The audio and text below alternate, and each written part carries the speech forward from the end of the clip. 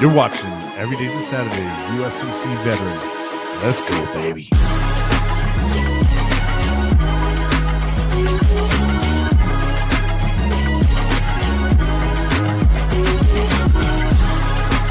And here's your host, Brian.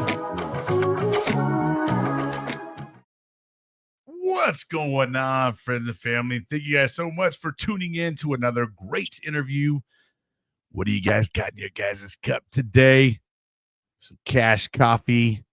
You guys got to go check out some Cash Coffee. They got some great flavors. They also have nutritional stuff, awesome merch, and they're very supportive in helping out their community, and they're very much big supporters of first responders and veterans. So go check out some Cash Coffee.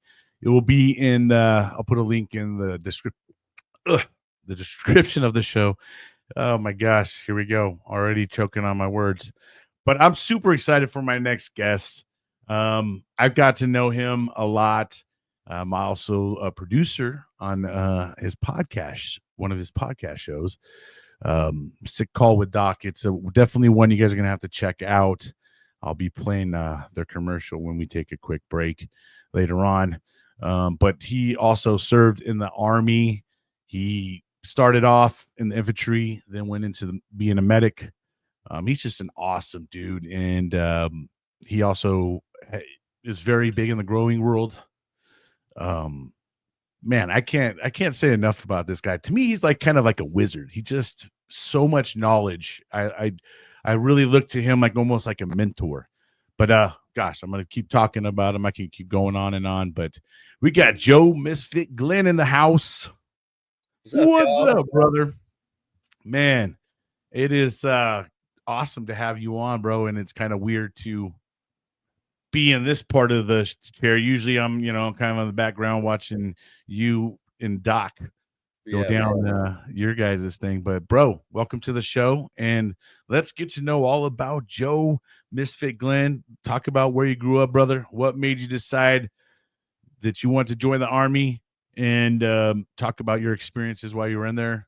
Talk about how it was getting out and what you got going on today. But cool, man. Well, Brian, first off, man, thanks for having me, dude. Like he was saying, everybody, me and Brian worked together, man. Stellar, dude. Thank you for the intro, man. That was like, I didn't expect all that, brother. I mean, I just another veteran trying to help out veterans, brother. And I appreciate you having me on here to talk about me. I'm not used to that. Not used to talking about me, brother.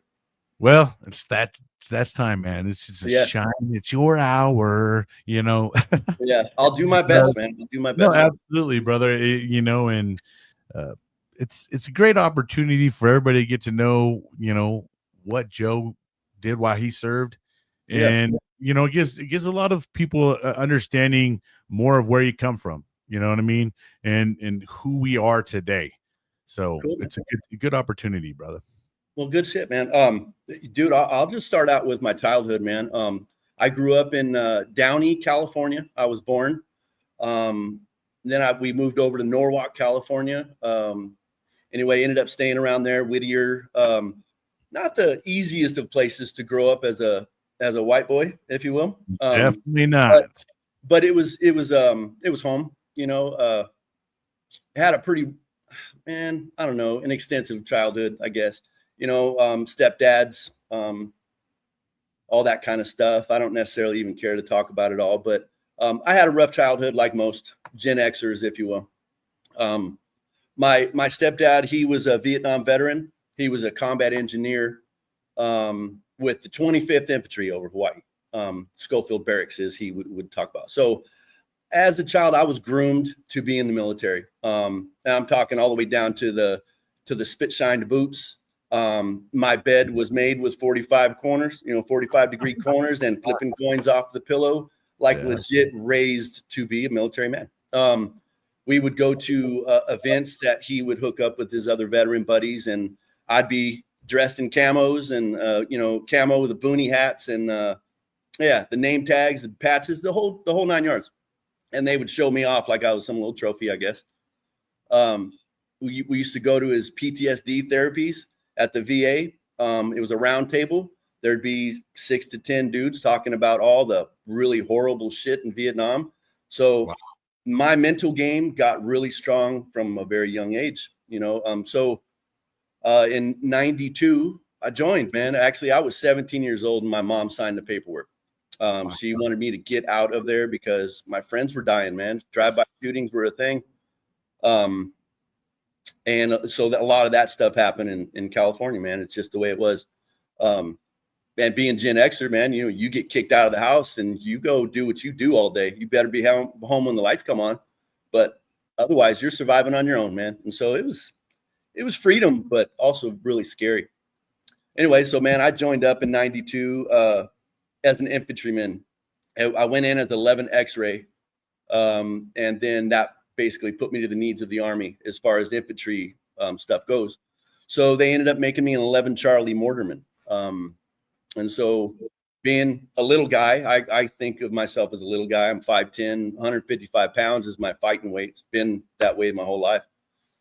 So I had to really build my body up to be able to handle the big guns and running around with ammo and stuff like that, you know. But it was fun. It was exciting. I was already prepared for it. Although my stepdad would tell me that I was never going to amount to nothing like that. It kind of encouraged me to be that dude, and I did. I loved it. I absolutely loved the infantry mentality. It was, hey, if you had a problem, you took it out to the backwoods and you slugged, you know, each other a few times, and then you're best friends. You go have a beer or whatever, you know. That was how it was in my day. And you came in kind of what, like right after Desert Storm? Because what, 91 was around Desert Storm, so you came in 92. So you probably had some war dogs in charge of you right around that time. Yeah, so I joined up, you know, to go to Iraq. That was, I wanted to go kick some ass, you know, just like every young man, you know, with that kind of a mentality. So I joined up, and I think it was during my turning blue ceremony in the infantry, Fort Benning, Georgia, and I still will call it Fort Benning, but I don't care if it's Fort Moore or whatever. But so anyway, it stopped. They you know, the war was over, right? And so I ended up going to 10th Mountain, Fort Drum, 10th Mountain, 122 bitchin' unit. Really did a lot of shit with those guys, and I was part of a cohort unit. So my whole basic training, we all went to Fort Drum. And so the brotherhood was even tighter than a normal brotherhood. We started off from the day one, you know, as being together. And yeah, man, we were just together. We were family, and there was no other way to look at it. Still talk to a couple of them today. They still visit. Those are my ride or die brothers, you know, Keith Ingram and Eric Moon. You might even know Eric Moon. Yeah, definitely know Moon.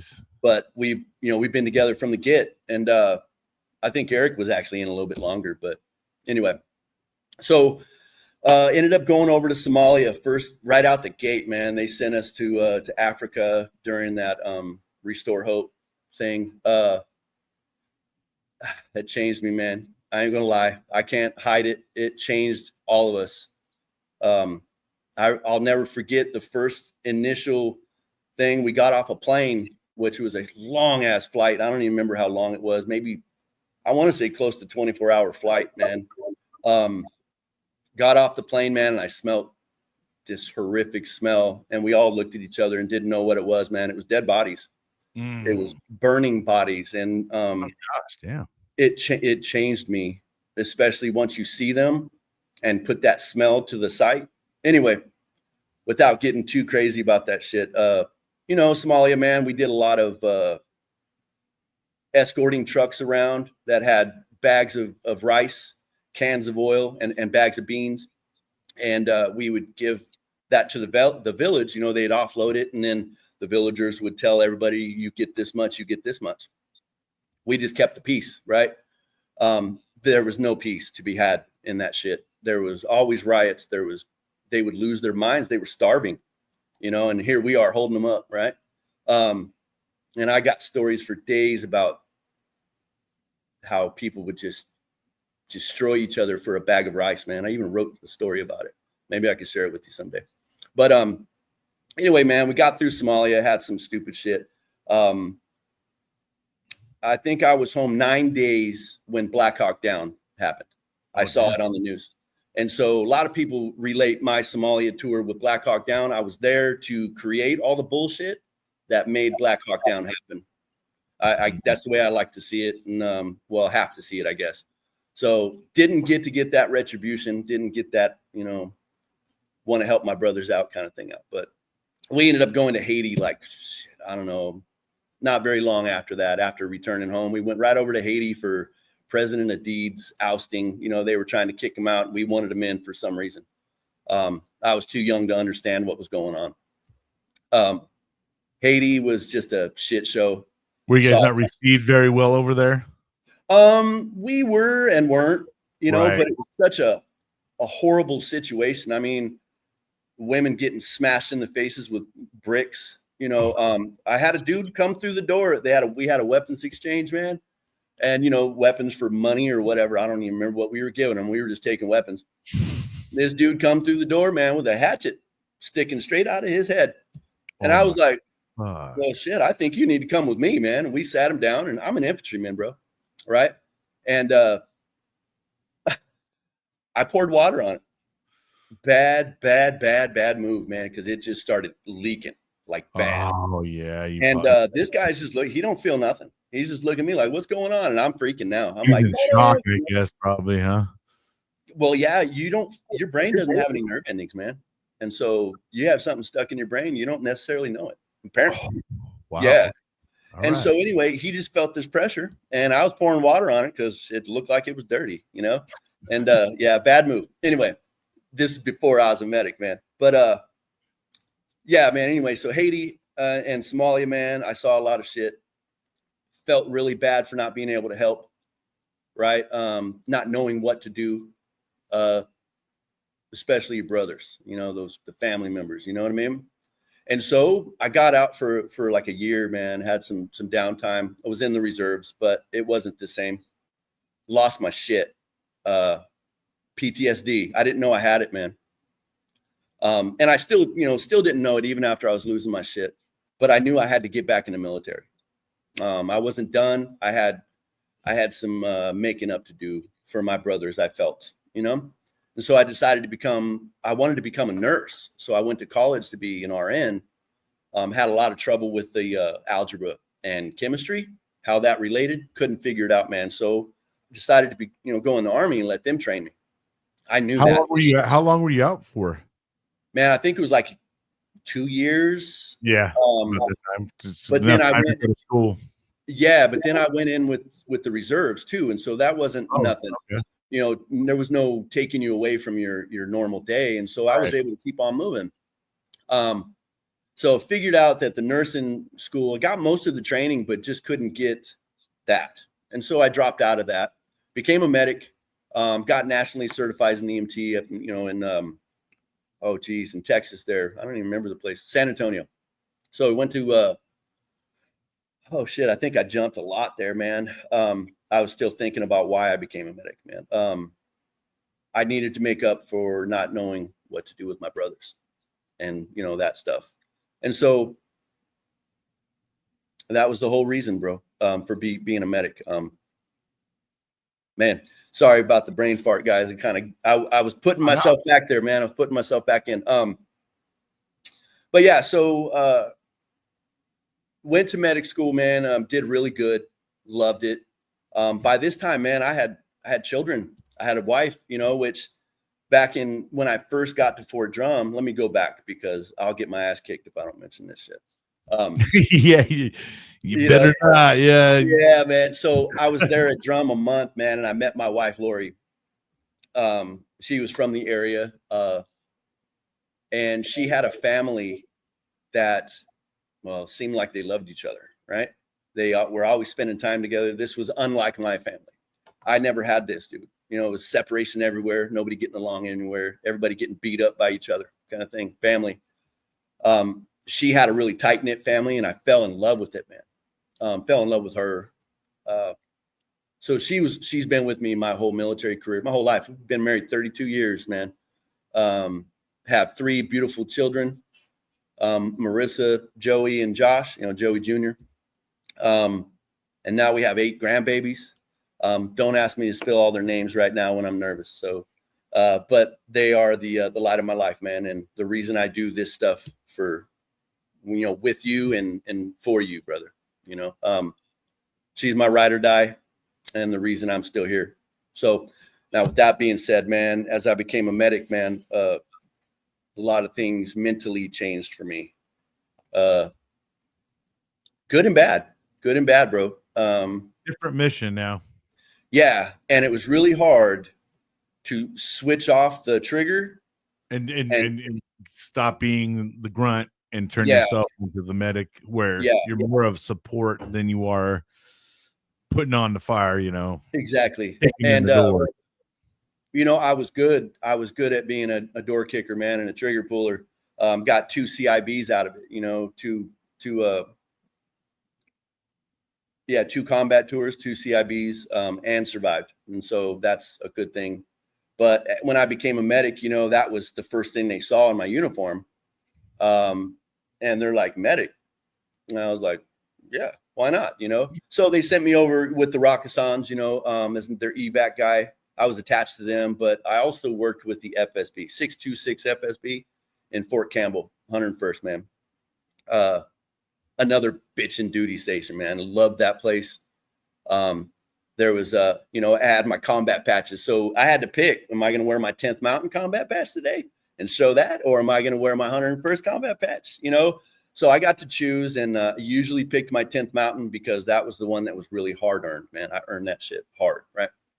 And so I always gave my kudos to the 122, and all the brothers that were there with me. Anyway, went over to Afghanistan, man. What a fucking shithole, but hope we made it a little bit better. I was there. I was one of 2 medics on the ground.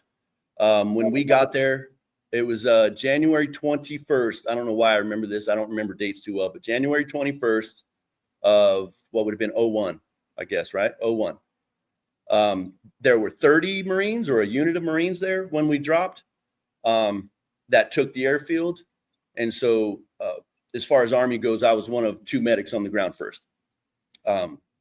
We slept on the ground in the sand. We had a potbelly stove that never worked, but it ended up working eventually. Never realized just how cold the desert gets, bro. Right. Geez, it gets cold, man, and hot. Yes, so right. They don't tell you about the 2 different extremes. No, you only hear that it's like hot. I always hear that part. The cold part wasn't ready. Right. And man, there was something that just popped into my head about Haiti that I needed to go back to, and because this particular incident really did kind of channel who I am today. I had a buddy that we went through basic, a brother, man. He was pulling guard. We had a little bunker. It was outside the, bear with me, man. It's been a while since I thought about this. It was some compound. My buddies would slap me upside the head and say, "Oh, it was this, man." But anyway, we were out there pulling guard. It was dark, really dark. And it was my turn to take over. Ramirez was his name. And so, I get down in there and I'm about to let him go and catch some shut-eye, man. And he was down. I'm like, "You good, man? You good, bro?" It's like, "Man, I had a conversation with my wife." And I was like, "Oh yeah, how'd that go, man?" Because we'd always talk about our conversations, man, that we were family. And I guess his wife had enough and she was going to leave him. And he was having a little hard time with that. I was like, "Man, don't worry about it, bro. Come on, man. We're here. Let's concentrate. We'll get home and deal with that shit. It'd be all right, man." And he said, she said, all she cares about is getting my $250,000 if I die, or whatever the price was. I think it was 250 at the time. Yeah, I think so. I was like, "Man, fuck that. She ain't getting nothing, just friends, trying to, soup them up." Dude, actually, I'm sorry, man. How the fuck did that work? He was relieving me. And I was trying to get the fuck out of there. So I didn't ask much questions. I was just trying to build him up. And I walk out of that thing. It was up a couple of steps and I'm on the lawn and I'm walking across and I boom, boom. So I hear fucking shots, man. It was like it was like 2 cracks. It was two cracks. And I jumped back in the hole, man, because I'm, protection. It was him. He popped himself, dude. He had his fucking weapon on burst, and oh fuck, he did himself, man. And I jumped right in him. And so that shit haunts me, and so I want to be there for brothers. It's not that bad, dude. It's never that fucking bad. You're never that alone. So anyway, it kind of helped me make it who I am today, man. I need brothers to know that they're not alone. You see me out there, man. You see me out talking to people. I'm with you most days talking about, to these people. And so that was a big part of, that's what this is about, right? Letting everybody know who Misfit is, man. That's right. I've seen some stupid shit just like you guys. And it affected me just like you guys, but I've chose to not let it ruin me, but to encourage me to help others. And you have a good support system. Absolutely, dude. Like I said, my wife, Lori, she's been through everything with me. And, I've been dinged enough in the head that I forget a lot of shit. Like this story here, I forget, man. I forget the pieces, and the pieces get jumbled. Lori's there to help me realign them, and thank God she's around for me like that, yeah. And I'm still dealing with that shit, as far as absolutely me being forgetful. And I know a lot of the brothers go through this and sisters too. I'm very forgetful, especially when it's the traumatic shit, yeah. Like I was telling you earlier, it's basically like we have filing cabinets and we put these things into files and we close the door. And then sometimes those drawers get open and we pull out a file like, oh my gosh, you forget sometimes what's even in the file, right? Yeah. You remember that file exists, but you don't remember what's inside that file. And then you open it up and then all of a sudden everything, oh, I remember this now. I remember that now. It's so weird too, how many things that others say, especially when we're storytelling, talking about ourselves, how much something will resonate. Yeah. And then what you're saying may end up helping someone finish their story that they forgot about. You know what I mean? That's the other key part that I think that we don't tend to realize what's happening while we're having a conversation is sometimes we're turning on light switches for others. Yeah. It's true, in a dark room, bro, that they totally forgot about, and then we're switching it on. They're like, oh my gosh, that's right.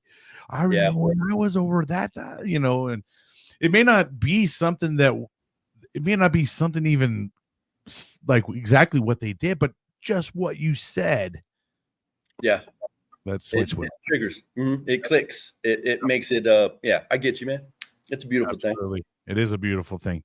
So, now, when you became a medic, bro, and how did that translation work for you, man? And how did that going from one mission to another mission? Now you're more of the support, and you want to make sure your guys are making it home. It's a whole nother deal. Because you have the same mentality when you're fighting, right? You want your boys to your left and your right to go home. Yeah. It becomes even more of a mission as a medic, I imagine. And you don't even, sometimes when you deal with your guys, you send them on their way and you don't even know the complete outcome, right? Yeah, man. Being a medic was it was my calling. I promise you, as I get older and as I'm able to calm down and realize who the hell I really am, remember who the hell I really am, being a medic is exactly who I am. For some reason, the universe decided I needed to be an infantryman first. And it was probably to harden myself because I'm such a softie, I care. I just want to love everybody, man. I want everybody to love each other, dude. That's the truth of it. I'm tired of all the fighting and all the hatred. It hurts me, and I know everybody out there is feeling this shit right now. That shit hurts. And I don't want no part of it, man. And so, being a medic, I knew that I still had the hardness and I knew I was physically fit. And I knew that I knew how to survive to get back to my wife and my children. And I knew how to survive to help you survive. I don't know how else to put that. So it was a confidence thing, and I knew they were going to throw me with the infantry. All I had to do was say so, because that wasn't a big thing. You never heard of a medic in an FSB saying, I want to go to the infantry. Nobody says that shit, Right. But I did, how could I not? You know, my whole point was to save my brothers, my infantry brothers that are right there in the shit. So that's exactly what I did, man.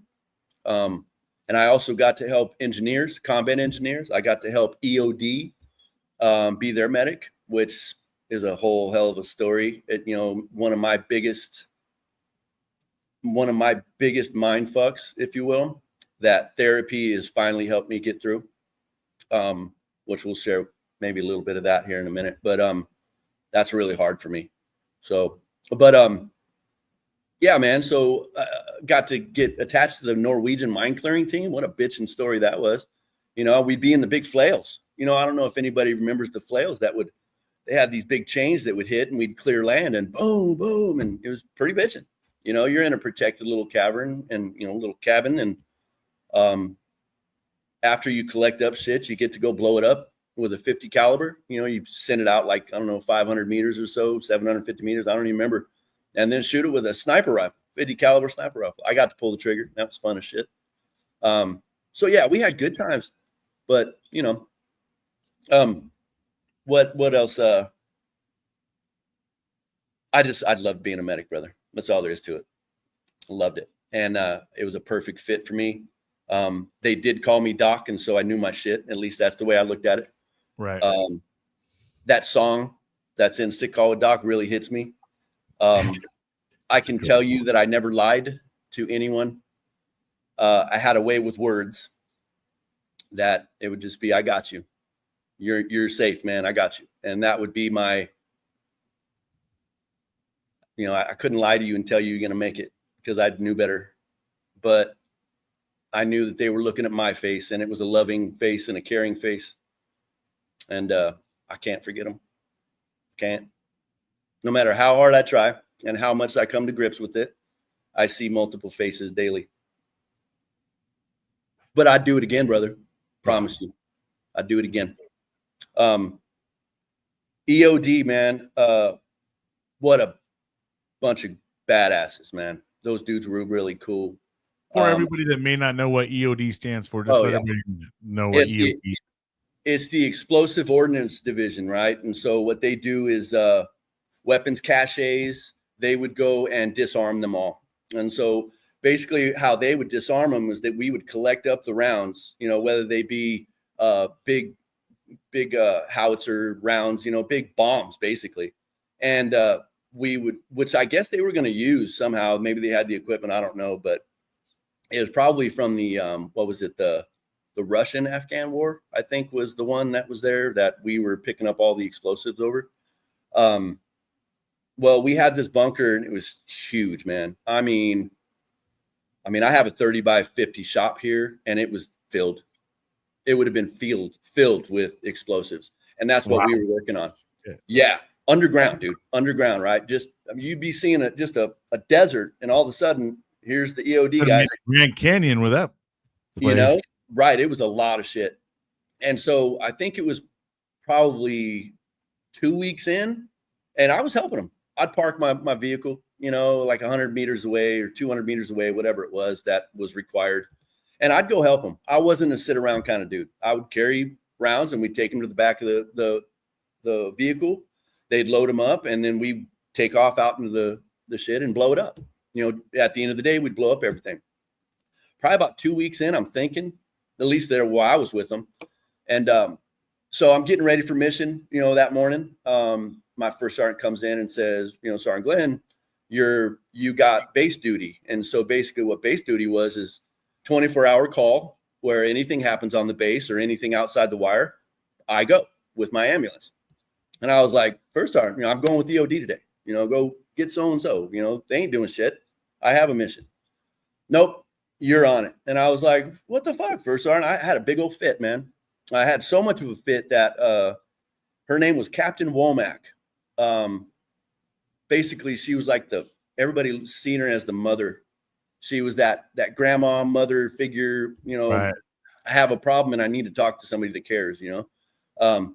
Well, I was throwing a fit and I was raising my voice and about to be in trouble basically. And she calmed me down and she said, nope, just go, you know, you got this job today. So I calmed down and I went and pouted, you know, in the hospital area. And I think it was still daylight. And so I'm figuring afternoon sometime, maybe 2 or 3, we get a call over the wire that we have flight meds coming in with bodies. And it was EOD. EOD got booby trapped and blowed up. And all these dudes that I knew, intimate stories about their daughters making them rings and you know, the pictures they drew, you know, because mail call, you know, they would open their mail out there while we'd take breaks, you know, and I'd get to hear stories too. See pictures of family and, you know, say, oh man, I'm so happy for you kind of shit. Well, we got all those dudes in, and well, I was the ambulance that had to go pick them up. And so we pull up to the Black Hawk. I happen to know the guys in there, medics, you know, we knew everybody. And we started offloading bodies, man. And it was like bags of water, bro, with a couple of chunks in it. And I got to the end, man, and they ran out of bags. And so they had a clear trash bag with all the personal effects that they could gather up. And I looked at, I still remember my buddy, man. He's standing in there in the doorway of the Black Hawk, you know, rotor wash still going. You can't hear shit except that thump that I can't get out of my head. And I'm looking at his lips. You have to read lips. And he kept saying, don't look in the bag. And I was like, what? Don't look in the bag. And he was screaming it. So I said, roger that. And I'm turning around, you know, and I looked in the fucking bag. And it was my buddy's hand with his daughter's ring. Oh gosh, damn. And I see that every day. Sorry, man. Oh, you're good, brother. So every day at April 15th, man, I celebrate my brothers. Man. But that was one of the most horrific ones that I dealt with in Afghanistan. Except for I ended up getting hurt, man, in a mission during Anaconda. Got fucked up really bad. Blew out my shoulder, blew out my neck. Kept going because a hurt medic is not a good medic. And I had that infantry mentality in me. I ain't quitting. They need me. And so I kept going. And right before we were coming home, man, you know, we're doing the, you know, vehicle wash up shit, trying to rail load shit or fly it out, whatever the fuck they were doing. There was a wedding party going on, I guess. And over there in Afghanistan, they shoot in the air to celebrate. We had an AC-130 float in the area, and they started taking rounds. And they lit that wedding party up, not knowing it was a wedding party. They lit that whole place up. Women, children, men. We got all the babies that were burnt, all the mothers that were burnt. And the smells and the screams, I will never forget. War's a bitch, man. War's a real fucking bitch. And I'm here to tell you, I wish there was another way sometimes. But that was my Afghanistan. Give or take some other bullshit, crazy things like having to go be a medic to a civilian that legitimate was driving or riding a 10-speed. You know, those little tires that are about this big? Yeah. Riding a 10-speed through the desert and ran over a landmine. Hit a landmine with that wheel. Oh my gosh. And I got that person was alive. He was not. Oh. He was not. I was going to say there's no way. I looked for that dude for an hour and a half. Me and we had some MPs that one MP vehicle with, you know, that had a turret, and we're out there driving around the same places that this dude blew up, right? So we're riding down this road, you know, and I have my rifle here because we had nothing, man. In my TC, he had his rifle out the window. We were ready to receive, you know. And anyway, down the road, we see a group of 4 or 5 people walking with a rug over their shoulder. Well, we drive past them, and I'm looking, and I'm like, that can't be him, right? And he's like, maybe it is. So we have to do little 12-point turns because you ain't going to go off the road over there, you know. And so you do little 12-point turns. We turned around and went back, and they were in this little teeny hut village. And anyway, it was him. So I had to make them unroll him out of the carpet so I could make sure he was dead. And yeah, he was full of it, man. He was full of holes, man. There was no way. But there was mines are horrible. Those mines do terrible shit. Well, the problem was, man, for me was there was a, I mean, I'm 32 at this time, you know, so I have a little bit more mental game going on, been through, you know, several things before. There was a PsyOps kid that was out there. They were working the area, and he was probably 18, 19, combat lifesaver. He wasted everything he had on that guy to no avail. I mean, come on, dude. He had 1,000 holes in him. Your combat lifesaver ain't going to help him. Nobody could, you know, but this guy was a mess. And so I sat there, man, and as I'm refilling his shit, because that was what we did, is we would give them all the gear to refill his shit. I had to talk him down, man. The guy he lost his mind. And I wish I knew where he was today, man. I'd like to talk to him today, see how he's doing. But yeah, man, I guess you can probably see why I don't talk about myself too much. It's those feels you don't necessarily want to feel, but Brian, you and I both know that we have to feel those in order to heal. Absolutely. And so it's always the hardest part, man. That's why I agreed to come on here, man. And I'll break down and I'll let you guys know, you know, I ain't no hippity hop fucking love life all the time kind of dude, man. I have my struggles too, guys. Right. Hell yeah. Well, you know what, bro? We'll go ahead and kind of switch it up into more of, how long did you end up doing, by the way, in total? 13 years. 13 years. Okay. We'll go ahead and talk about what life was like when you got out. Yeah. And then kind of what things you got going on. We'll talk about Sick Call with Doc and all those great things. We'll go ahead and take a quick break. As a matter of fact, here's Sick Call with Doc, and you guys will take 2 quick breaks. Welcome to Sick Call with Doc, a podcast dedicated to eradicating veteran suicide. With 22 veterans lost every day, we believe that's 22 too many. Join us as we bring you inspiring stories, heartfelt conversations, and a community that cares. Because no matter what, you are not alone. We were there for you then, and we're here for you now. Follow, like, and share our mission. Together, we can make a difference. Inspiring hope, saving lives.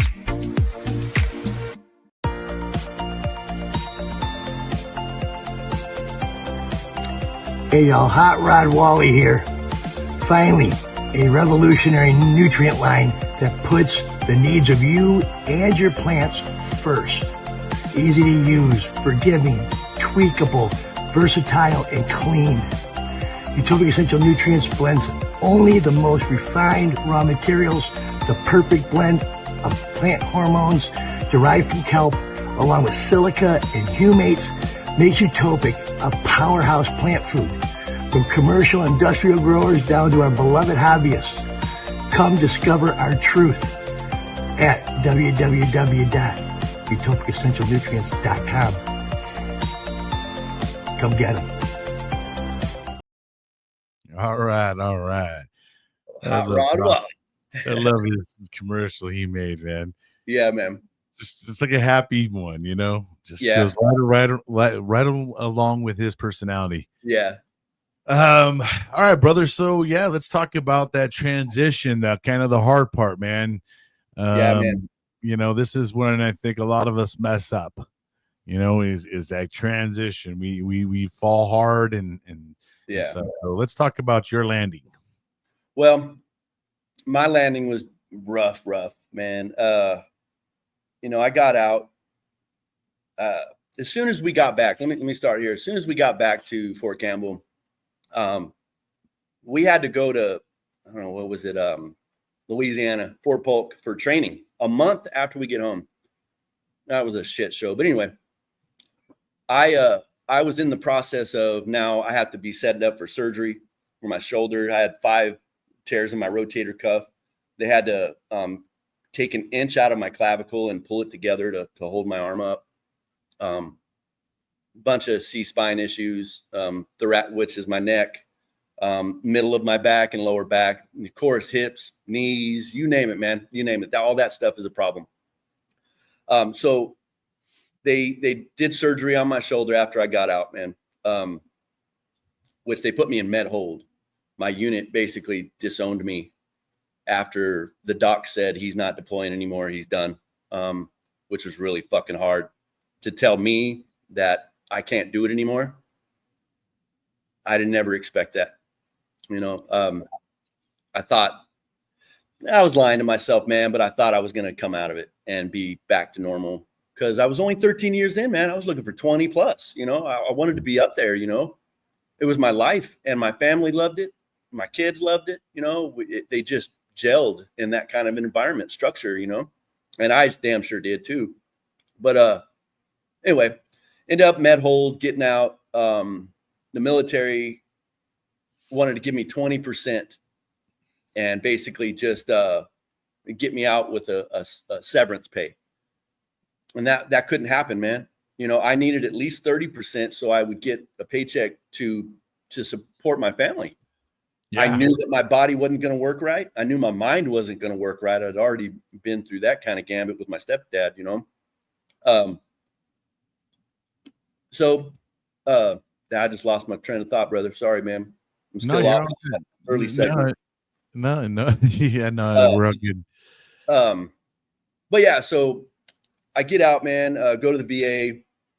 I think it was like a year. They gave me 45 grand. That's what I was talking about. They gave me like 45 grand to get out. For the severance? Yeah, for the severance. And I was like, it went for 2 years that I fought this to try to get it upgraded. And they wouldn't do it. So I was like, you know what? I'm tired of you. I'm out. Tired of dealing with the shit. So I got out with this severance pay, did my VA filing paperwork, man, and Social Security. The VA came back within a month, dude, 100%, total permanent, unemployable. You're done. Sit back, enjoy your life, the rest of your life, whatever you got. Get paid to do what you want to do. Yeah. Hey, and if you want to learn something, learn, we'll pay for that too, kind of shit. There were no holds barred, man. Like I was expecting a fight. But I came back at a time, it was called basically post-deployment, with the Afghanistan shit. Iraq and Afghanistan, that kicked off a whole new treatment for veterans because PTSD started becoming a thing, right? Now they know about PTSD. Didn't want to admit it back then, But God damn it, I keep brain farting, man. Sorry. No, you're all good, man. I'm still spun up, man. I'm sorry. Dude, you're not the only person that this happens to. It's just part of the game, bro. Everybody gets it. Yeah. So where was I? Fuck, I don't remember, Brian. Now you're out 100% total unemployable. Yeah. And so I get that, and the Army had another say is that I will not be getting paid through the VA until I pay back my severance pay in full. Oh, no way. Yeah. So I had to just rid you and say, we're paying you off. You don't get right. You can be disabled. Yeah. And so they took my whole all the back pay from the VA that I waited for a year. They took it all, dude. That's why I went to college, so I could get money to pay for my family through loans, through the student. Wow. Yeah. And so really fuck. Yes, they did me, man. And so anyway, we went through that. My wife had to get a job. I was going to school. We were getting that little stipend, because they paid for me to go to school. Plus I was getting loans to help pay rent and, car bills and shit. The Social Security got back to me really quick, man. I got 100%, man. Now we're rolling. It was really weird to transition into being retired. When my mind was saying, I need to go do things, my body was saying, screw you.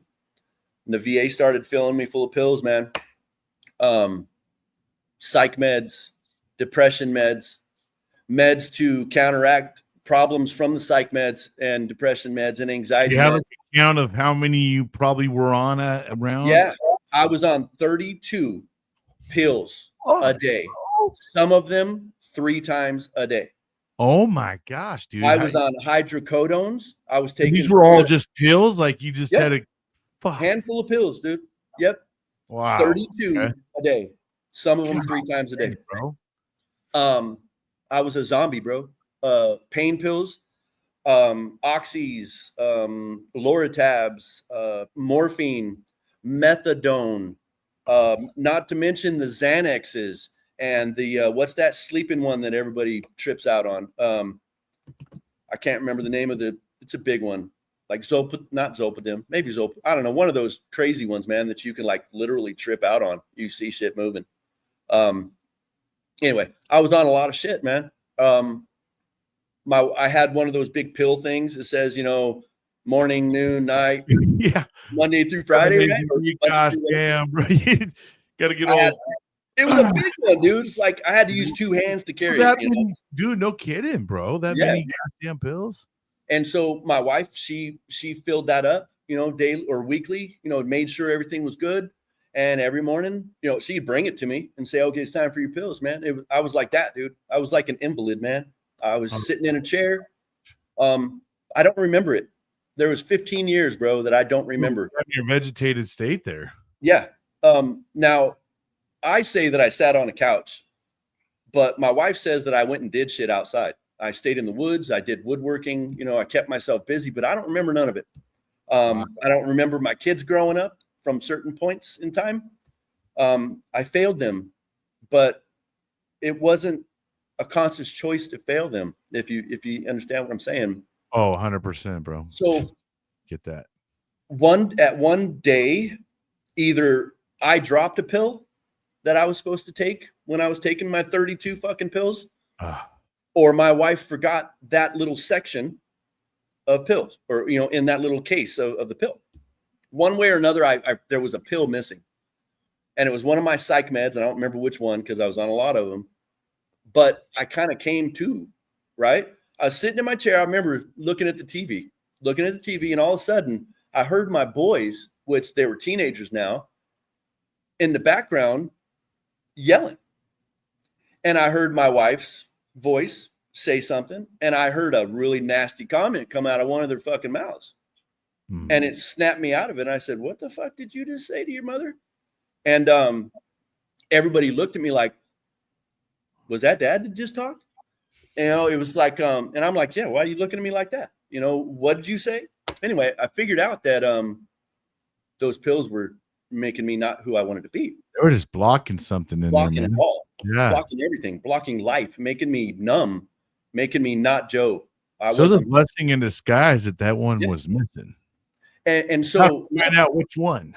Right. Not that I realized it. Right. Lori realized it. And she says, honey, are you okay? And I was like, yeah, why? She's like, well, you talked. And I was like, yeah, I can talk. She goes, no, you don't talk. And I was like, really? I swear it was like I was in a coma. And then I came out of it that day and she was just happier than shit. And so I realized that I needed to start weaning myself off of shit. And that was my psych meds. And so instead of taking a pill, psych pill, I went to a psych doc and talked it out, man. Was it fun? Absolutely not. Right. Did it suck? Yep. Really, really bad. Did I dream about it nightly? Yep. Did I cry? Did I puke? Did I get angry and break shit? Yep. All the above. But it healed me. And a lot of those tools that I learned to heal myself, I use in the counseling that I do with my other veteran brothers and sisters. I will never not use that tool. It saved my life, bro. It made me realize that with my EOD brothers, if I were there, I would not be here. Sure. 100%. And so through that, I realized that I have a bigger mission, and my mission is to help other brothers and sisters, other veterans, other human beings. I don't give a shit if you're a veteran I'm there to help everyone. Lottie dottie. If I can, I will. Yeah. So anyway, I already man, see that, bro. You're one of my go-tos, for definitely. hell yeah, bro. I appreciate that. I No, try to be, man. We need that. I right. need that. I Yeah. go to you, I'll shoot the shit with you, man. Yep. And that helps. To verbalize how you're feeling changes shit. Absolutely. Instead of internalizing it and lying to yourself, because we do this a lot. Yeah, to get it out really helps, man. But so anyway, man, I got off all my pills, all my psych meds, and I was still on my pain meds really heavily. I enjoyed them, I promise you. But it also made me very aggressive. Very aggressive. Once I got off my psych pills, I ended up getting on the Harley train, man, and I rode a lot, and I rode with Wind therapy, huh? a lot of guys, a lot of veterans, some not so nice dudes, and those I almost became one of those not so nice dudes.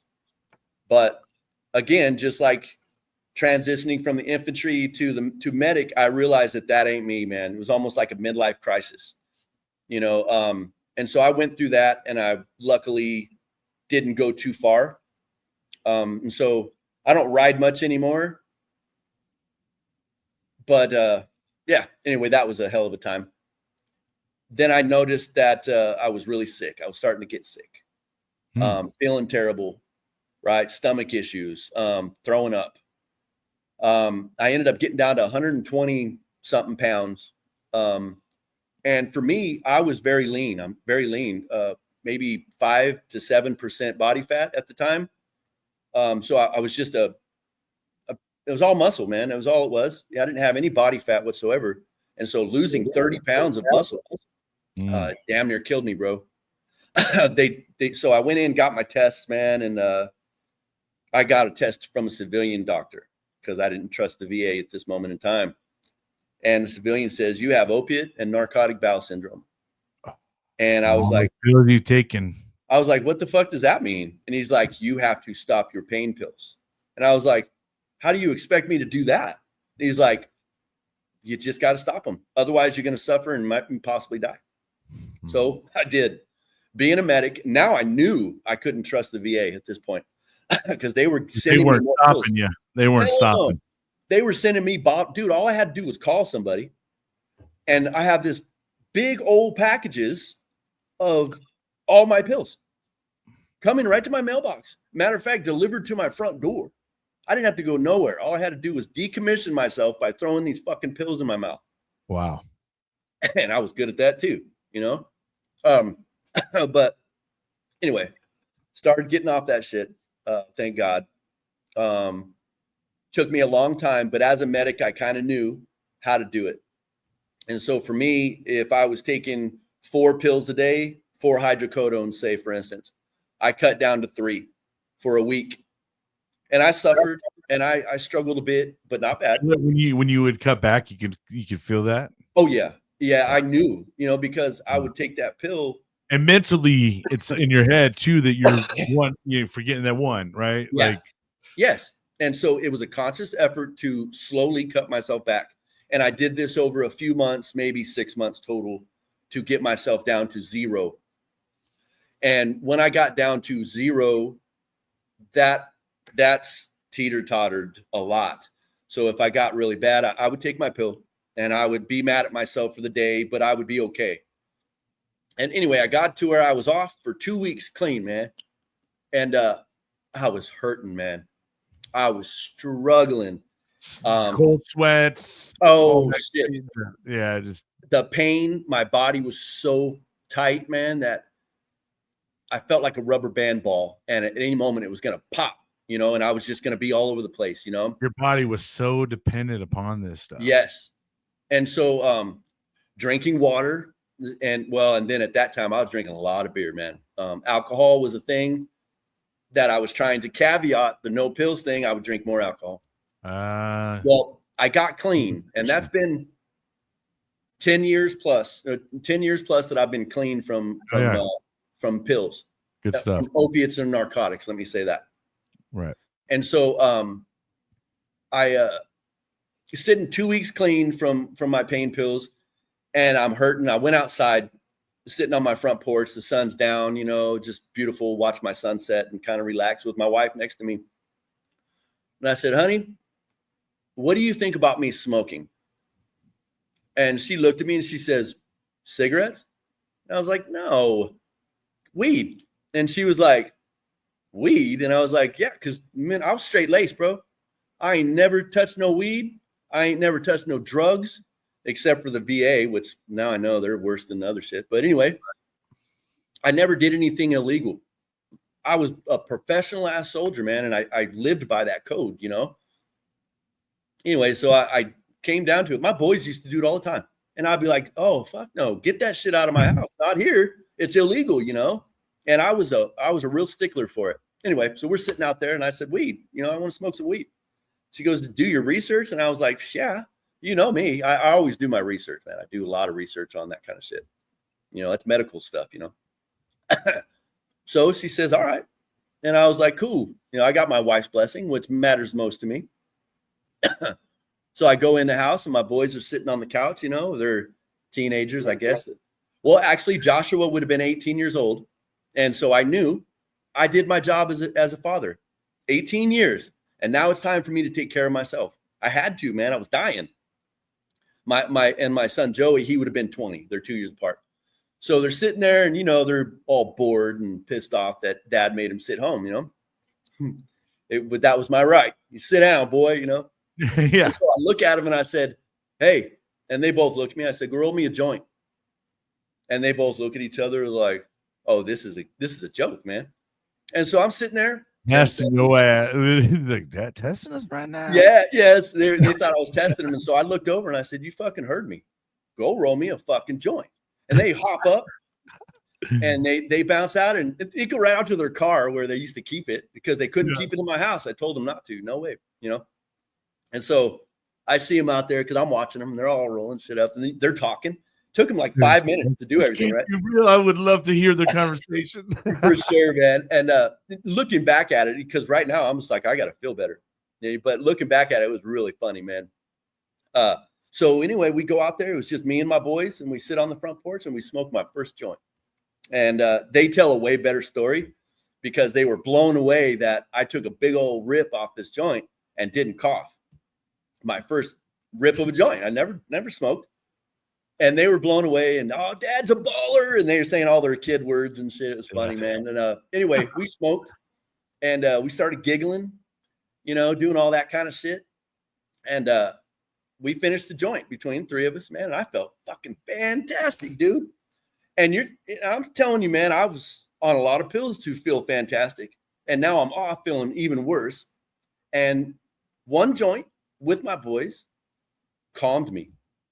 And so I get up and I walk into the house and I'm in this little doorway, from my front entrance. It kind of goes off into the house. And I was sitting there. I looked at my boys and I started giggling, man. And they started giggling. And I'm like, no fucking way. I'm high, dude. Anyway, so we walk in the living room. My daughter wasn't in there, but my wife was in there and me and my boys enough. Anyway, my wife just smiled. She said, there he is. And I was like, what are you talking about? He goes, that's my Joe.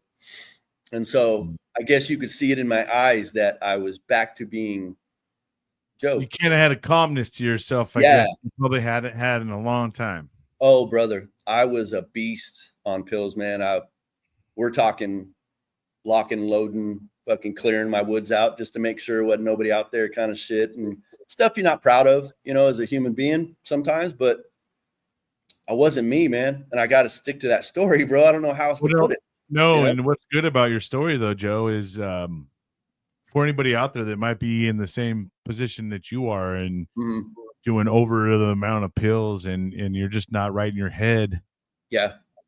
There's a lot of stories just like that, So anybody out there that's struggling with that kind of stuff and you feel like the VA's putting a lot of pills down your throat, reach out to some of your brothers and sisters out there. There's a lot of people that have experienced this and can point you in the right direction and maybe get you we don't ever want to tell anybody to get off their pills. Right. And everybody, we're no doctors, but Yeah. Joe and I've been on the back end of most of these shows that these guys do, but we hear story after story. Yep. Of men and women that have decided to choose cannabis as their way of medication, and then they start to get off pills, and some of them have eliminated them and all. Yep. So, well, and that takes me back a little bit, because I said, clean of narcotics and opiates, man. But I was on a lot of stomach meds because of this opiate narcotic bowel. And I was on thyroid medicine for my thyroid was out of whack, man. It was crazy. I was putting out really high numbers of prolactin, which is just a chemical that we have in our body, So I was still on these stomach meds. Turns out 4 years later, I get sick again, man. I start losing weight, throwing up every fucking step I'd take, dude. Dry heave, whatever, man. I was messed up. And it was reminiscent of, my opiate narcotic bowel. So I'm like, what the fuck? So anyway, man, I started doing some long-term side effect research, which, like I said, I kind of have a little bit of a skill as far as researching that shit for myself. And I don't self-diagnose like most people do. I have a little bit of knowledge with it. Turns out that all my stomach meds, Nexium was one of them, the purple pill, right? Nexium was the only thing that helped, but now it's not anymore. The long-term side effects were causing me to have the same deals. I had to quit all of my pills. I don't take not one prescribed pill whatsoever because my body will not take it anymore. And that is because of the amount of polypharmacy going on in my body from the beginning. I can't take any pills. I'll take an Excedrin migraine every now and again when my headaches are really bad, but weed generally helps me through it. And no one has the time or even the patience to go research every ingredient that is in their pills. You want to believe that your doctor is going to recommend something that save your life. Yeah. Not that something that's going to, end up hurting you down the road. Right. But that's the problem, is that I think the VA, they just want to keep the veteran quiet. Right. And so if they feed you the pills, that's going to keep you quiet. Because then once you need that pill, and as long as they are feeding you it, you're not going to say nothing. That's right. But then when they cut that off of you, now you have this guy who's like, what the, yeah, this person's been trapped in their body, trapped in their mind for however long they were on these pills, Dude, these docs are so brazen, man. I happen to know a few of these medicine names and what they do as a medic, as a Army medic. Right. I went into a psych doc. I was talking about some anxieties and depressions, man, and just my anger. I have explosive anger, or had it. I think I've kind of overcome that, but weed helps. But I go in there, man. I'm looking for help, and I'm already on, Xanaxes and all this other shit. I'm looking for another fucking pill. That was what I thought it was, And he says, yeah, here, we give you this, this. He wrote it out. He wrote the name of it. The actual name was diphenhydramine, right? Which not everybody knows what that is, but that's Benadryl, bro. That is Benadryl. This guy is going to give me Benadryl for my night terrors. And I looked at him and I said, Doc, why are you giving me Benadryl for night terrors? And he looked at me, his eyes got real big, like, oh shit, this guy just picked out the name and knows what it's for. He was trying to give me fucking Benadryl just because I was asking for help.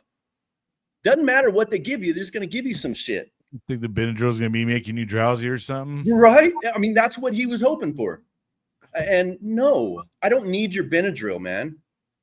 Anyway, guys, there was one thing, and Brian, I don't know if I've ever told you this. There was one thing that couldn't be truer that a VA therapist, a psych therapist told me. It was harsh at the moment, and I thought this guy's an asshole. But he looked at me and he says, Glenn, he goes, one thing you need to know about the VA and life, and I know there's a caveat to this, but he says, nobody gives a fuck about you but you. Yeah. Because if you want to get better, do it yourself. Do not count on anyone else. And that stuck with me. And I always thought, like, well, my wife cares about me, you know, and I always put on these little caveats. But when you're going out into the medical side to have somebody give a shit about you, very rarely are you going to find one. So start off caring about yourself. That should be one of your biggest things, man, in my mind, bro. And you got to realize our bodies aren't really made to put all this stuff in our body, you know. And the other thing is that we're not good with, you know, we go overboard sometimes or under. Either way, we're not good at just being right in the middle with things. Right. And so that's the problem. Some of these pills that they're giving you probably should be only taken for 14 days or something. That's the way it's supposed to work, man. And then you're not supposed to be back on it or something, you know, and you're allowing those breaks. But what the problem is some of these people, it's more than a 14-day venture. It becomes, all right, I'm out. Now I want more. And then they give you more. Mm-hmm. And now you're not taking the breaks anymore. And your body, not only are you not really benefiting from it, but now they're having to keep upping your dose because your body starts adapting to it. Yes, and it's like, oh, I need more than 25 millimeters now. Now I need 50 millimeters to fill what I was feeling at the 25 milliliters. Mm-hmm. And our body starts to do that. And then we're throwing more and more and more to keep doing that. And so, like, some of these people start off with a low dose. Yes. And then their doses get way beyond where they should be. Right. Yep. And I think once again, this is I think, and I'm not going to speak on behalf of anybody, but this is my feeling about it, is more or less to keep people quiet, and they don't want to hear you sitting at their counter saying, I need more of this. Yeah. It's not rocket science, man. Check it. You got the pharmaceutical companies that make the pills and the money, right? They encourage the doctors to give as much as you can. So medicine should be in moderation. Everything in life should be moderation, man. We are gluttons. All right. That's the word that always go overboard. Was very hard is yes. Moderation is key. Yes. And so you're supposed to take a medication to help you in the moment until you heal, and then you're done with it. Well, they have no problem keeping you on the hook because they're getting paid. All right. That is the fact. It's about money, people, and you're the cash cow. So the moment you get tired of being the cash cow and helping out this guy's whatever yacht payment, I don't know, and start paying attention to how you feel and how you want to be feeling, understand that pain is okay, man. You know, it's not something that we must get rid of. Pain helps us survive, you know, and that was one thing. That was one thing cannabis helped me with, dude. It was the pills. They absolutely change everything. Like you don't even feel it anymore, right? Cannabis doesn't take the pain away. It helps you mentally deal with it. That's been my thing. Now it does relax you. And if you have like tension problems, it'll relax you. And that's beautiful. You know, you can get high doses like of RSO and it'll help stop seizures and all these beautiful, it does a lot of beautiful work with all these terrible, you know, problems. But moderation is what we've thrown out the window. And if we can just control ourselves a little bit more and understand the path, it's not to just stay pills in your mouth, you know, keep putting pills in your mouth and keep feeling a certain way. That's just like it is with eating and everything else, right? Same. Like state of moderation. You know, you don't have to have 10 fucking donuts. You know, we could have like 1 or 2. And something with our medical in the U.S. is it's there to basically keep you alive. It's not really there to cure your problem. No. Why would they cure you, man? I've had a nutritionalist doctor on who his job was to cure the problem. Right. Well, you know, oh, you're getting this. Well, let's look and see what your body's deficient of. Yes. Our bodies, he said, I think there's 9 different minerals that our bodies absolutely require. And magnesium being one. Yeah, 100%. And he said we're short on most of all of that because our food lacks the nutritional value that our body requires. It's all processed. The guy was on and he's like in his 50s and he's just straight up ripped. He's like, listen, I don't even work out that much. You know what it is? I'm taking the right amount of nutrition for my body. So when I put something in like a Taco Bell burrito, my body knows how to take care of that and break it down. Right. But when your body is not working properly, it's not breaking it down properly. So it's storing things that it shouldn't be storing. There's all kinds of things that happen. And I tell you, when I listened to that guy, it inspired me. And now I got a damn, I don't know. You talk about pills. I take a lot, but they're all nutritional pills. They're all vitamins and stuff like that. Mm-hmm. They're all things that, are good for my body. And ever since I've been doing that, man, oh my gosh. Yeah. It took a little bit of some time, but my energy levels have gone up. That's just one of them. I feel healthier, with the bloating and all that stuff, and bowel movements are better. There's just so much more when you feed your body the right nutrition, it starts to take care of itself. Yes. And again, everything needs to be, once again, in moderation. We are horrible when it comes to moderation. When we go to drink, we get freaking plastered drunk. Yeah.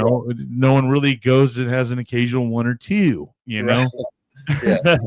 Unless you're going out to dinner or something. But most of the time when we go out and socialize and party, bro, we're 30 deep, as much as I can get in. Yeah. We're turning purple and looking weird, because our body's just like, just overloading me with some stuff. Yeah. Well, man, that brings me up. You're talking about drinking. That kind of brings me to a whole nother transition of my life, man, was I'm a year and a half sober, and cannabis allowed me to do that. Plus a little bit of responsibility. I took on the responsibility of, hey, I'm overdoing it. I'm being a glutton for punishment. I'm hurting my body really bad. I had these tremors, man. And I'm an artist. I'm an artist, man. I do artwork like this, and I do it on wood, and I mess with plants, and sometimes you have to have scissors in there perfectly to get a good topping, instead of doing the FEM method. But I started noticing that I couldn't stop shaking. My sugar was all over the place. And I started weaning myself off that like a good medic would. I could put down an 18 pack a night and enjoy it, while smoking weed. I didn't have any nightmares, no dreams. I just would obliterate. Nice. Yeah. You probably didn't even dream at all. Yeah. And so I started realizing that I'm hurting myself really bad, and I have other people that count on me. Quit being so down in your shit. You've made strides. And so anyway, I ended up stopping drinking, and it was a real challenge. But here I am, year and a half in, man, I feel tons better, 80% better. I don't have as much tension and tightness. That was one thing about the pills. After I had quit all my pills too, I noticed that my pain level went down to a 2, maybe a 1 at days. Like the pills made me want more. I swear to you, I will tell that to anyone. The pills made me want more. If they can give you a pill to change your heart rhythm, they can put some shit in there to make you want more. I promise you. Oh, So after that, and then the alcohol part, and my body started just reacting okay. The tension levels went way down. The pain levels went way down. My mind started being a little clearer. I started being truthful with myself. And I know that sounds weird to some people, but really think back about how many times you lie to yourself. I would cut myself back on beer where I'd have 3 in the fridge. So 3 cold beers, because I don't drink warm beer, never liked it. So I knew I would do that, right? Well, goddamn it, if I didn't catch myself saying, this is a 5 beer night, and sneaking 2 more into the back of the fridge for after I had my 3, I knew I could count on those 2. I had a problem, and I realized it because I was lying to myself. I don't want to celebrate this much because I got out of bed today. I would literally come up with reasons to celebrate, man. Oh, I had a good phone call, man. Yeah, let me go fucking celebrate. I was lying to myself, man. Yeah. And so once I started becoming truthful with myself. That's a fiend mentality a little bit, right? Like you're rewarding yourself with what you shouldn't be doing. And you're finding more reasons to do it. I told myself that I was controlling my drinking. That's what I told myself. That's how you controlled it. And only when I reward myself, guys, it's not all the time. Nope. And I recorded myself every day. I still get thirsty. You know, I have this thirst about me that isn't quenched with water or tea or, right. you know, but I just keep moving on, man. That shit don't control me anymore. Thank God. Did you have a beer of choice that you really kind of Coors Banquet? Yeah. Coors Banquet all day, every day, 30 packs every other day. You know, yes, I would get down with my beer, man. Get a flavor. Yeah. Yeah. But so, you know, as a father, you know, me and my boys would smoke a lot, but here I am pounding beer too. Well, my boys emulated me too, man. They're pounding beers. And so as a father, I struggle with the fact that my oldest son has a problem.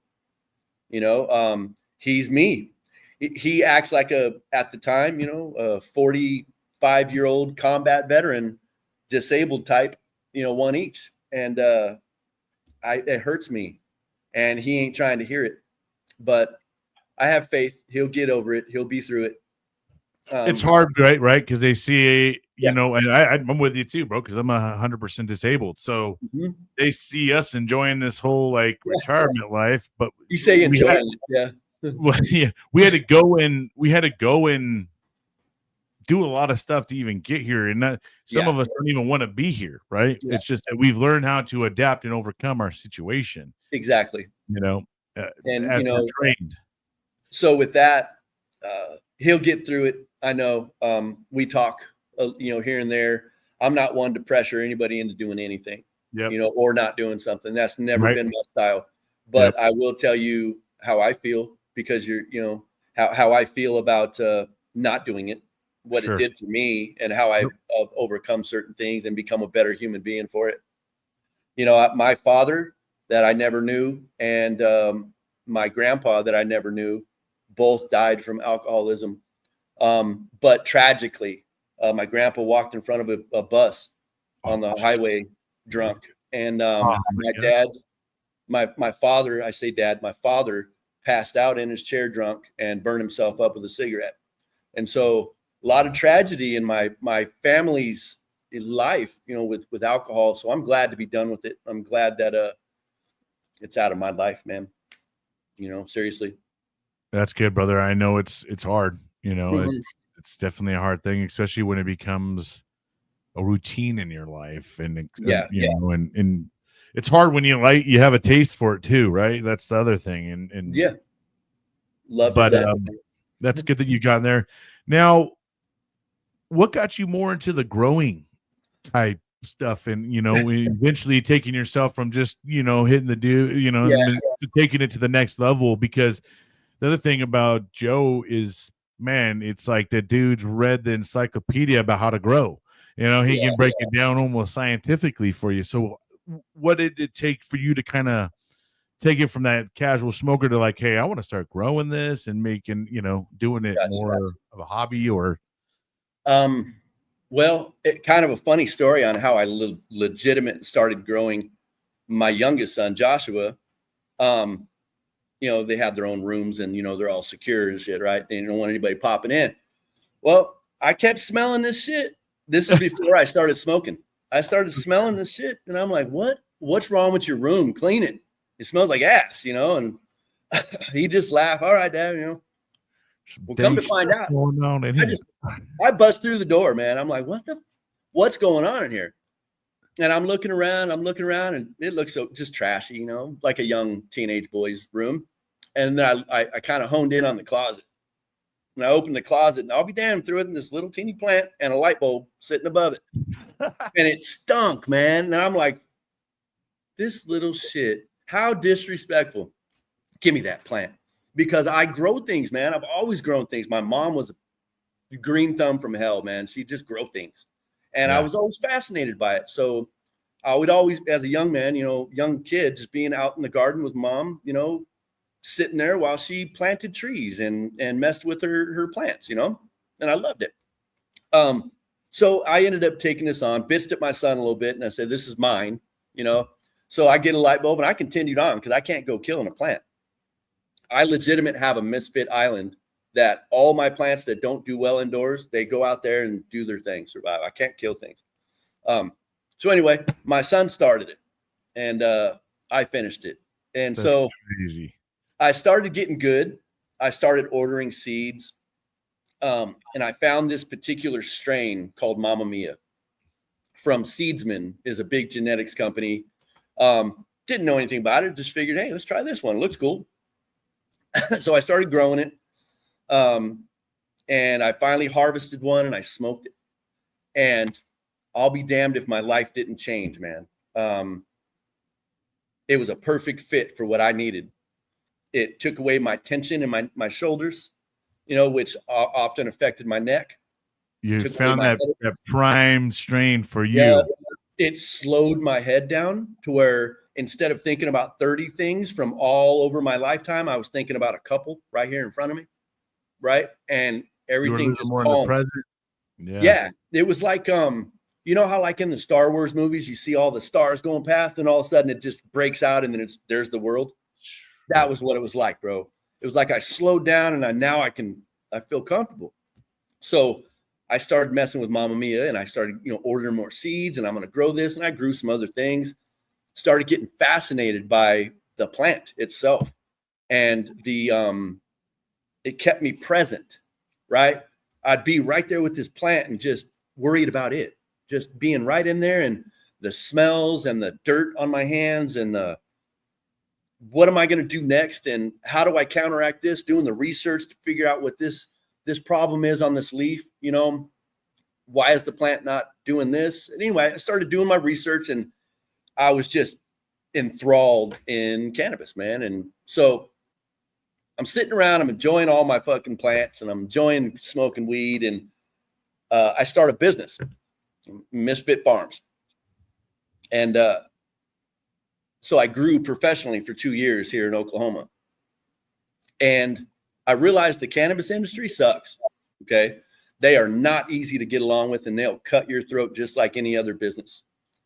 That wasn't what I expected. I expected everybody smoking weed and in a good mood and everybody each other. Nope.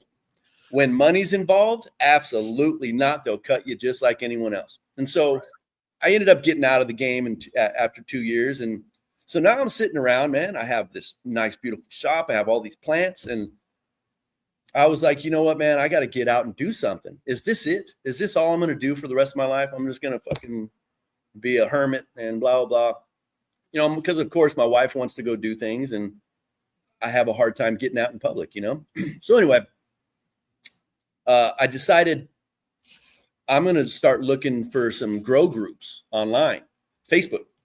So I started seeing grow groups and then, I'd talk with seedsmen, seedsmen had their own little thing and I was going to do some growing for them. And I ended up finding these veteran groups that dealt with cannabis. Matter of fact, there's many of these groups. I can't remember what the first one was that I messed with. But anyway, I decided that, hey, let me break out. Let me get out of my shell and start maybe trying to make some friends. Just get out there and open my mouth. And because my wife would be like, you're so knowledgeable. You have all this knowledge. Why don't you share? And I'm like, who cares? Nobody cares, And so I did a video and posted it on one of the veteran groups. It was literally a 30-second little reel. And it was about how to scuff your seeds to ensure that the moisture that you soak your seeds in can penetrate the shell.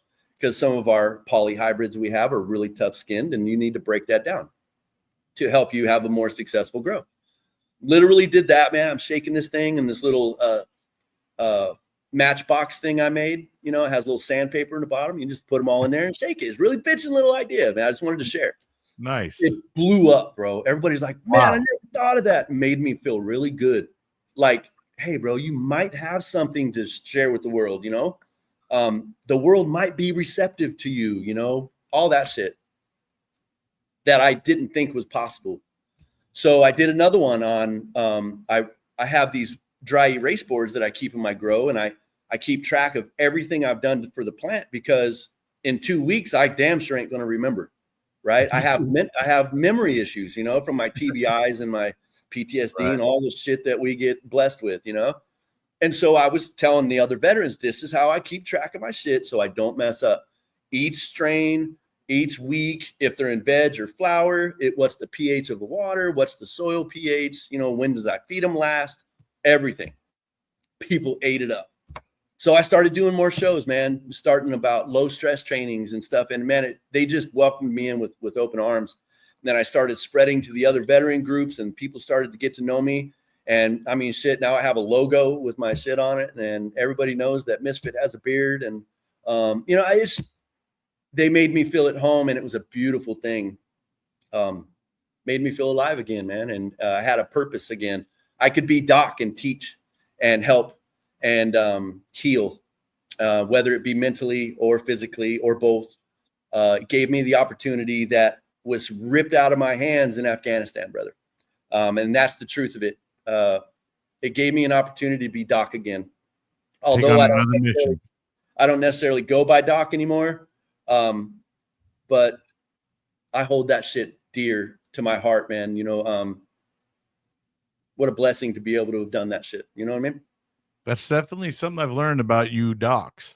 You know, even no matter what branch you come from, you still have that want to heal and help your brothers and sisters. Yes, yes. And so, you know, you guys are taking on a whole nother mission, and I can appreciate it. I've learned a lot from Joe as well. So if you're ever thinking about growing, or I mean, Joe does some really unique things with his grows too, and he has such a big place for it that he has almost every stage of life as well. And that's the great thing. So Joe can really walk you through it. And another great place to check Joe out is Sick Call with Doc. And now we'll kind of switch into that and talk a little bit more how you kind of fell upon Sick Call with Doc, and how Doc and you kind of, you know, got to know each other, and how that all started. Well, you know, like, you know, I have my Misfit Farms Facebook page, which you guys can always come over and give a follow. I am going to be picking up my videos again, but that's, like I said, once again, that's how I met Doc Walbeck, was through my videos. I had him on a few times talking about his nutrient company. You know, I actually did tests with his nutrients and gave him all the results, you know, for his pages and stuff like that. So I guess I had a little bit of charisma about myself as far as the shows that I do, the podcast things, or I don't know what you guys call them anymore. But those things that I do, everybody seemed to enjoy them. And I think Rod wanted that to be part of it too, especially the knowledge that I may have in growing and how certain cannabinoids and terpenes can help your body and things like that, you know. And I was a doc, I was a medic. Right. And so Rod brought me on, or wanted me to come in. I gave him a little shit about it. I'm like, nah, you know, I don't want. Hey, how about it's just a trial? And that's what we thought. Yeah. He's even when Rod told me, he's like, hey, I might have to do it on my own. Joe said he can do it when he can. And I was like, so, you know, I kind of let that go for a month or so. And then he's like, hey, we're going to do a show. You know, you ready? And I was like, yeah, I'll jump on there with you. And he lit up. Like, he didn't expect me to say that. I was just like, all right, you know, okay, I'll do it. Quit asking kind of shit, you know? Yeah. But he lit up, man. And that made me feel good that he wanted me there that much. And so I went in there to see what it was like. And so I went in there, and me and him talked on the first episode, and, you know, met you, which was beautiful. You know, I mean, we hit it off immediately. Absolutely. Which I appreciate you for that, because, you know, I don't always gel with everybody, although I try, you know. Yeah, and so that was how it started. It wasn't supposed to be permanent, but then I was like, you know what, man, this shit went well, and I liked it. I gave me an opportunity to get back into the game, and allowed me to kick my ass in gear to go do my growing shit again, which hasn't happened yet, but I'm going to be there, you know. But it was all just trial and being there for Doc, and then it turned into Sick Call with Doc, man, and here's Joe Misfit Glenn too. And I'm loving it, man. I'm so happy to be able to meet these people on the level. I knew them. I knew most of them. Right. But to meet them on this level and hear their stories and have them come back to you about how, because I'd been in the community for a while, have them come back to you and tell you how much you meant to them. Or, you know, like, for me, that is beautiful. I mean, as a medic, I never necessarily had people coming to me and saying, thank you for what you did. But here, man, people will tell you, thank you for what you did. That's also a beautiful thing. So yeah, man, just sick call with Doc happened on a fluke, if you will. I was just helping a brother out, but it turned out that I had more to give. Yeah, and what a show it's turned out to be, bro. Yeah. I mean, it just goes to show you can still learn every single day, right? And Yeah. and that there's so many people out there that once thought of cannabis as a taboo, and you know, because we all were growing up, a lot of us grew up that way. Mm-hmm. You know, and so now hearing some of these people who are now advocates, and because I think all of us have always been known, and they threw the slang on there, marijuana, to kind of, it was like a party drug, the gateway drug. You don't want to do nothing drug, you're lazy, you're a bum. But once the good old world of being able to do your own independent research came out, Google and YouTube videos and things, of people have literally gone through and did trials and all kinds of things now that we all can be previewed to seeing, and now they're learning that there's a healing property to this plant as well. It's not just a gateway drug or a party drug or a don't want to do nothing drug. This drug is it is helping a lot of people. And I think one of the big keys too, and for a lot of anybody that's trying to medicate using cannabis, it's hard because there's a world that judges that part still. And some of those people are your family members. Yes. Yeah. Right. And I've gone through it in my world where I struggled with a lot of girls I was dating with until I met my wife. And I said, you know what? I'm done not being honest about what I do. This is my everyday. Yeah. And people never knew that I was even doing it until I said something. And then it always became an excuse as to everything I did. Well, you smoked weed, so you forget, you didn't know that before. And it was never that, Yeah. I mean, I used to call my brother, he smoked weed my whole life, man. He's a pothead, right? Pothead, don't worry about it, right? He just ain't going to do nothing except smoke his pot. Right. But was a complete misconception. The reason my brother smoked weed was so he didn't go kick the shit out of anybody that talked to him. He was violent like me. We just grew up in that kind of an environment, man. That was why my brother stayed out of whatever trouble he didn't get in, was because he smoked. I for sure have seen people do things drunk. Yeah. Far worse than I have seen someone do something really high. Yeah. And I'm one of them dudes. Because you don't need nothing for me to be a social guy. You throw some liquor in me, oh gosh, bro, I know the world. I know everybody there. I will talk to everybody. And I'm just that social butterfly, And if something pops off, I'm right there too, ready to go. Yeah. I mean, I fought a car because it bumped into me one day, man. Oh yeah, I've done it. I've fought a bush, Yeah, stupid stuff. I'm glad though. For me, same thing, bro. Like for whatever it be, alcohol is not the thing for me anymore, and I much rather go smoke a joint, a bowl, a rip any day than go take a shot or something. Because I don't get me wrong, I have some fun, but I also am that no limit soldier where I'm just like, I don't know moderation when it comes to drinking. I only know going and getting fucking ripped. Right. And that's how I always was. So if I started drinking, it just started touching that lip and feeling so good. Yeah. Before you're just like, oh. It was like what I told myself that was really elegant, that made me feel good about stopping drinking. Because, again, our egos are going to fight. And so when it started fighting, I told myself it no longer serves the same purpose. It served a really good purpose and got me through a lot of dark times. I'm just going to be honest with you. It helped me sleep when I couldn't sleep. It helped me do a lot of things, but it no longer served me, my purpose. And so I had to move along from that. I loved my alcohol, but again, it no longer serves the purpose and it needs to go somewhere else. Now cannabis is what I'm relying on to be healthy and be happy and get through.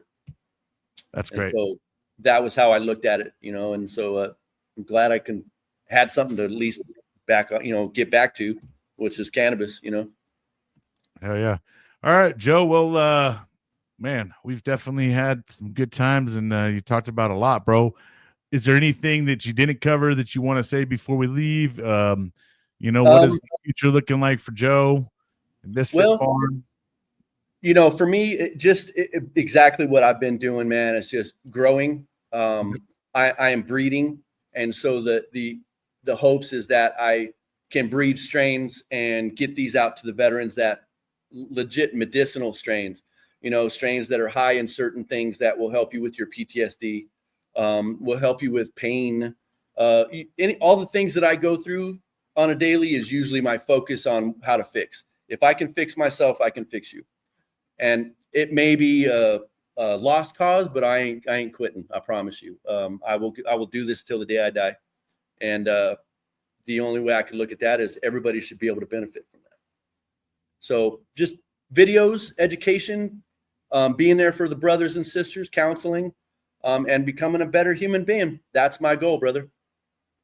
Well, Joe, I think you're doing a good job at all of the above. I, for one, have learned a lot from you. So a lot of what you have taught has soaked in me, and I always value your word and your advice. Well, thank you for that, man. And I've also heard others say it as well, bro. So just know that, Joe, you are huge in our community, bro. And you are just a plethora of information and knowledge and wisdom. And just a down-to-earth dude. And I would go to war with you. I would take a bullet for you. You're one hell of a dude, and I appreciate you, man. Thank you so much for your service to our country, and thank you for continuing to be serving our community. You didn't stop there, bro. So thanks again, Joe. It's been an awesome experience. I appreciate you being vulnerable and talking about things that may not be easy to talk about, man. Yeah. And I know there's a lot that we don't share still. Yeah. But you know what? You're getting there. I don't normally talk about myself. I'm usually talking about others. And so thank you for the opportunity to share a little bit of insight onto who I am, man. And well, there's a lot of us that are hungry to know about Joe. So, I thank you for feeding that for me a lot. But I appreciate you, Joe, once again.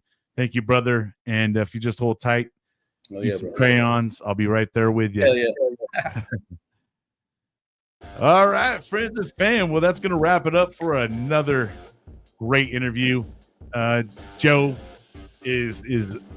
means a lot to me. He's a brother. He's a mentor. He's just someone I completely have a lot of I have faith in him. I just believe in everything he says. I know he would never stray me down the wrong path. And it's hard to trust people, but I do trust Joe. And I would, like I said, I would go to war for that dude. For each and every one of you out there, whoever has served our country, first responders as well, I thank you so much for your commitment to our country, to our people. It is a hell of a commitment. Going to be, more thankful for each and every one of you. Anybody that has lost someone for fighting their freedoms, God bless you. They're always in our prayers, and we will never forget. For each and every one of you, I hope you have an amazing day. You know how we say on the show, don't let the day kick your ass. Make sure you're out there kicking it. Until next time. Thank you for watching. Please like and subscribe.